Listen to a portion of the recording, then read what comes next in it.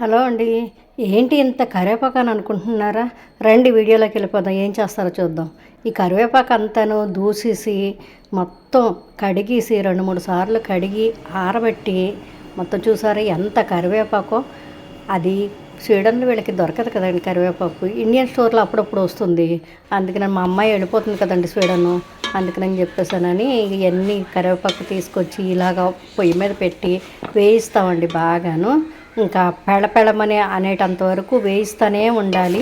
దగ్గర దగ్గర 3-4 అవర్స్ పడుతుందండి. అంత ఆరబెట్టిన కరివేపాకు అంతా కలిపి దగ్గర దగ్గర 4-5 కేజీలు కరివేపాకు ఉంటే అది 400 గ్రాములు వస్తుందండి. కేజీకి 100 గ్రాముల చొప్పున వస్తుంది. మన అంతా మొత్తం పూర్తి చేసిన తర్వాత పొడవు అదిని ఇలాగ కరివేపాకు వేసుకొని గిన్నెలోని వేయిస్తూనే ఉండాలి, కలుపుతూనే ఉండాలి.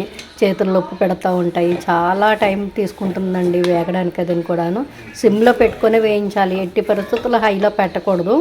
ఆయిల్ కూడా వేయవండి దీంట్లోని. ఇలా పెడపెడమని సౌండ్ వచ్చే వరకు చూసారా ఎంత సౌండ్ అది వచ్చి గలగలమని సౌండ్ వచ్చే వరకు ఇలా వేయిస్తూనే ఉండాలి. వేయించిన తర్వాత చల్లారబెట్టి అది మిక్సీ చేసేస్తాం అన్నమాట. మొత్తం ఇలా ఇలాగా అయ్యింది మిక్సీ చేసేస్తాం. మిక్సీ చేసేస్తే మొత్తం అంతా పొడవు అయిపోతుంది. కొంచెం ఏమో కచ్చా పిచ్చగా చేస్తాము. కొంచెం అటువంటిదేమో ఇది కొంచెం ఇలాగ ఆకులుగా ఉండేదేమో అదేమో కొంచెం ఒక పప్పులోని ఉప్మాల్లోని వాటిలోని వేసుకుంటారు. మెత్తగా పొడము హెన్నా పౌడర్లోని సాంబార్లోని చారులోని వేసుకుంటారు. చూసారు కదా, ఇంకో చూసారా ఇవన్నీ ప్యాకెట్లు చేసాము. ఈ ప్యాకెట్లన్నీ స్వీడన్ తీసుకెళ్తుందండి మా అమ్మాయి. అదిని